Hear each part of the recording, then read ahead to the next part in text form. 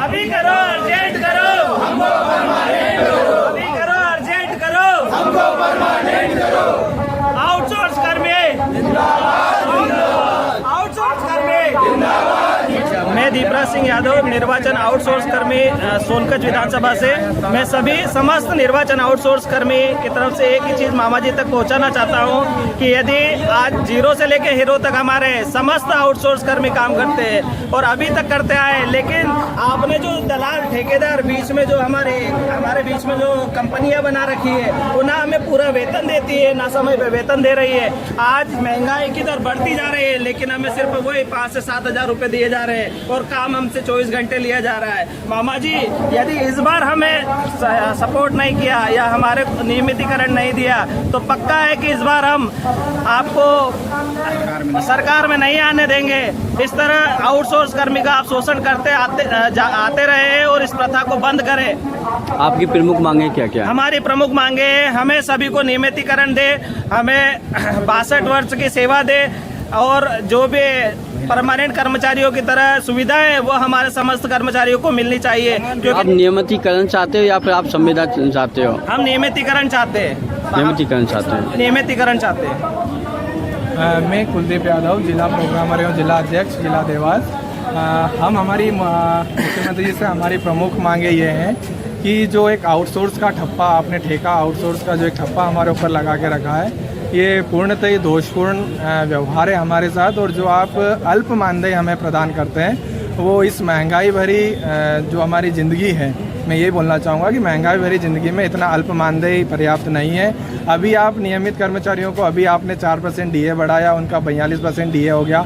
आप पर हर 2 से 3 महीने में उनका महंगाई भत्ता बढ़ाते हैं। हम किसी का कम करने के लिए नहीं बोलते हैं कि आप उनको क्यों बढ़ा रहे हैं, पर चूंकि वो भी इंसान हैं, वो भी कर्मचारी हैं, हम भी कर्मचारी हैं, उन्हीं के समान हम काम करते हैं। वो अगर 8 घंटे काम करते हैं तो हमसे तो हमारे जो वरिष्ठ कर्मचारी हैं, वरिष्ठ कार्यालय के जो अधिकारी कर्मचारी थे, वो तो हमें एक शब्द कहा जाता है हमारे लिए कि आप तो ठेकेदार के आदमी हो, आप बंधुआ मजदूर हो, तो आपको तो ये काम करना ही है, अदरवाइज़ हम आपको निकाल देंगे। हम ठेकेदार से बात करेंगे कि वो इनका जो कार्य कुशलता है वो संतोषजनक नहीं है और इनको निकाला जाए। क्योंकि हमारे कुछ साथियों के साथ ऐसा हुआ भी है, जिन्होंने आंदोलन की बात छेड़ी है, उनके साथ ऐसा हुआ भी है, उनको हटाया भी गया है। मेरी प्रमुखता से यही मांगे हैं कि समान कार्य समान वेतन हमें दिया जाए। आप हमें अगर ग्रेड पे नहीं दे सकते, तो मैं ये नहीं बोलता हूँ कि आप ग्रेड पे दें, आप हमें नियमित करें और एक फिक्स वेतन दे दें, जिससे इस महंगाई भरी जो हमारी ज़िंदगी है उसमें हमारा भी परिवार, हम उनके सपने पूरे कर सकें, हम अपने बाल बच्चों को अच्छी शिक्षा दे सकें, अच्छे स्कूल में पढ़ा सकें। नियमित कर्मचारी भाइयों को मिलती है चिकित्सा शिक्षा, उनको मिलती है, अनुकंपा नियुक्ति मिलती है, ग्रेजुएटी मिलती है। हमारे कुछ साथी ऐसे हैं जो अंडर एज से ओवर एज हो चुके हैं और उनको अदर किसी भी जॉब में उनके लिए जाना पॉसिबल नहीं है, क्योंकि इतने सालों से उन्होंने निर्वाचन को दिया है। मैं निर्वाचन विभाग का कर्मचारी हूँ, इसलिए निर्वाचन की बात करता हूँ, पर ऐसे हमारे कई कर्मचारी हैं जो अलग अलग विभागों में काम करते हुए ओवरेज हो चुके हैं और उनसे अन्य कोई भी शासकीय सेवाओं को देना उचित नहीं है। वो परीक्षा कोई नहीं निकाल सकते क्योंकि वो ओवरेज हो चुके हैं। तो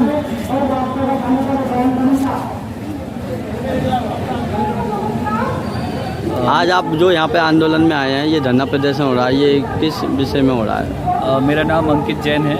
मैं डिस्ट्रिक्ट नरसिंहपुर की विधानसभा गोटेगांव में सहायक प्रोग्रामर पदस्थ हूँ। आज हम लोग हमारी जो व्यथा है उसको कहने के लिए सरकार के समक्ष आए हैं।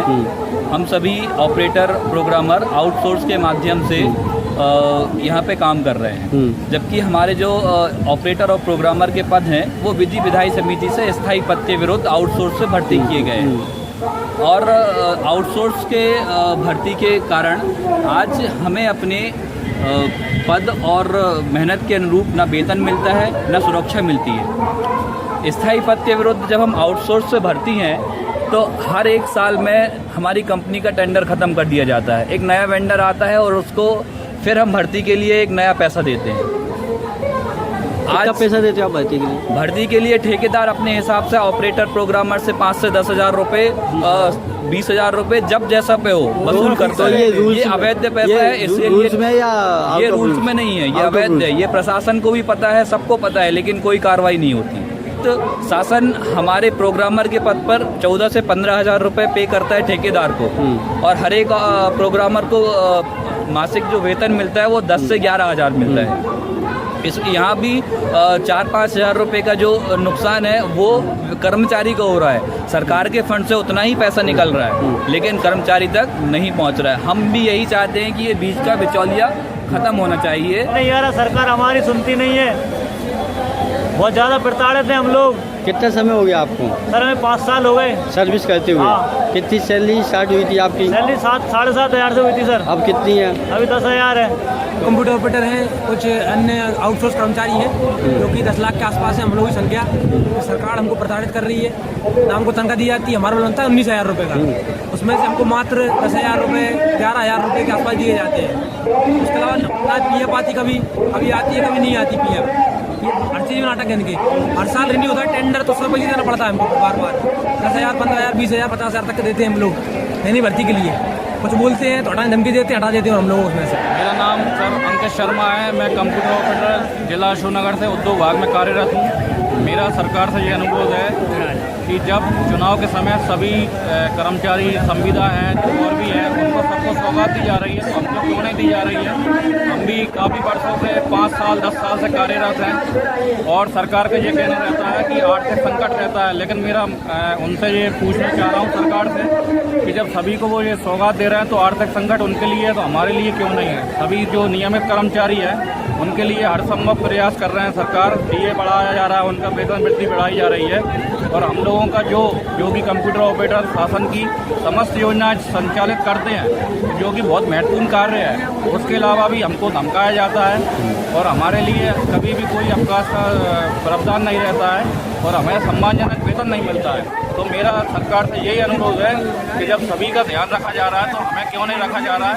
प्रत्येक विभाग में कंप्यूटर ऑपरेटर एक रीढ़ की हड्डी का कार्य कर रहा है, चाहे वो कोई भी वरिष्ठ विभाग से कोई भी कार्य आए घूम फिर कर वो आता कंप्यूटर ऑपरेटर के ऊपर है, करना कंप्यूटर ऑपरेटर को ही है। बाकी सब बाबू अधिकारी सिर्फ अपनी नोट शीट चलाते हैं, सिग्नेचर करते हैं। तो हमारा शासन से यही निवेदन है, यही अनुरोध है कि हमें सम्मानजनक वेतन दी जाए इस महंगाई के ज़माने में।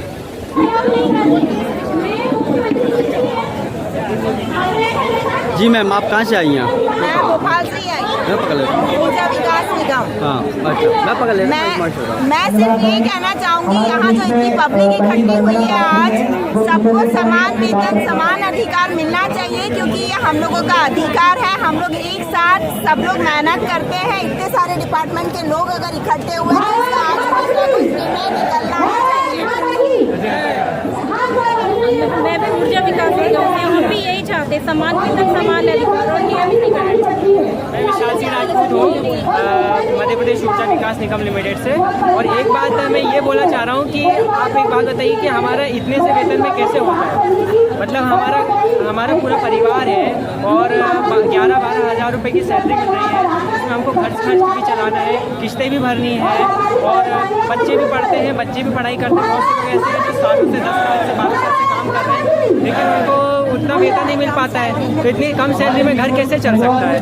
और नियमितीकरण की बात है तो नियमितीकरण ऐसे होना चाहिए कि जिनको 5 साल हो गए या 5 साल से ज़्यादा हो गए हैं, ऐसे क्राइटेरिया के आधार पर उनको नियमित करना चाहिए। जो बहुत पुराने कर्मचारी उन्होंने अपना पूरा समय जीवन दे दिया है अब तक का, तो उनको नियमित करना चाहिए।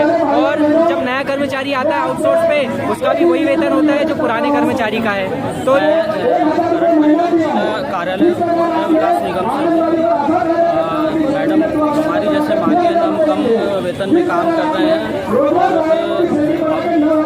और मेरा परिवार तो मुझ पर ही आश्रित है क्योंकि इस महंगाई में कम वेतन पे सर्वाइव नहीं कर पा रहा। इसलिए सरकार से यही मांग है कि आउटसोर्स खत्म करें और हमें उत्तम अधिकार। स्वास्थ्य वैक्सीन लिफ्टर संघ।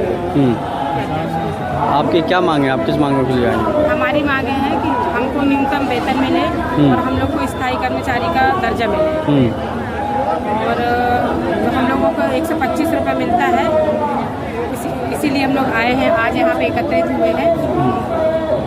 यदि मान लो आपकी मांगे पूरी नहीं होती तो मांगे पूरी नहीं होती तो हम लोग क्या बोलते हैं जंग छड़ेगी रास्ते पे। जंग छेड़ेंगे। सर मैं कैलाश कुमार मालवी, जिला होशंगाबाद, नर्मदापुरम तहसील सिवनी मालवा से एबीडी सदस्य हूँ।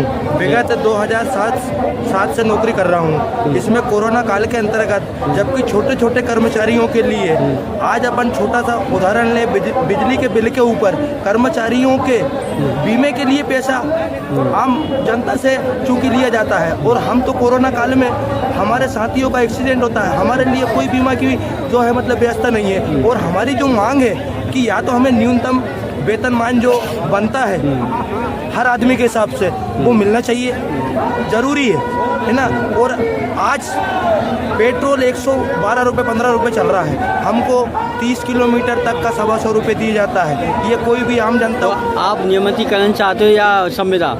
नियमितीकरण चाहते हैं हम सर।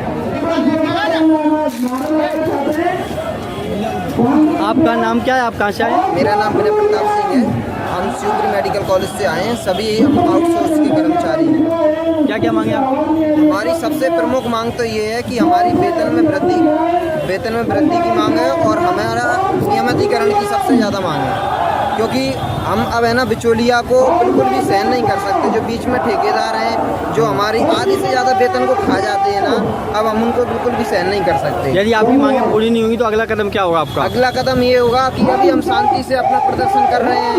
अगर सरकार हमारी बात नहीं सुनती है तो हमको गांधी जी का रवैया भी अपनाना आता है जो हमने आज अपनाया, और भगत सिंह का रवैया भी अपनाना आता है जो हम बाद में भी अपनाएं।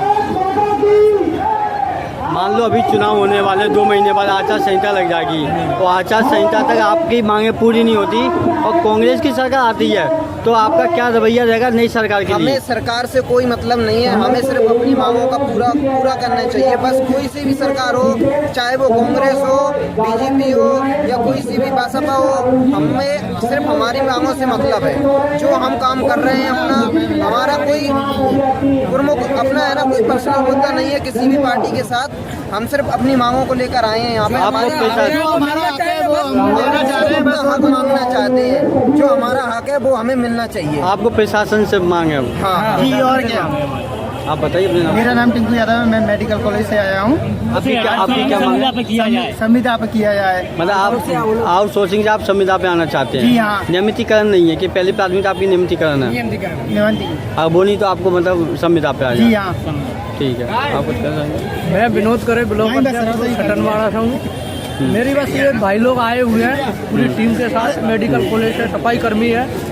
मैं बस यही कहना चाहूँगा जो सरकार से जो मांग है हमारा हक है वो हमारे भाई लोगों को मिलना चाहिए। ये हमारा उद्देश्य हम लोग आए Bhopal. Welcome to our YouTube channel. Don't forget to like, subscribe and share the videos.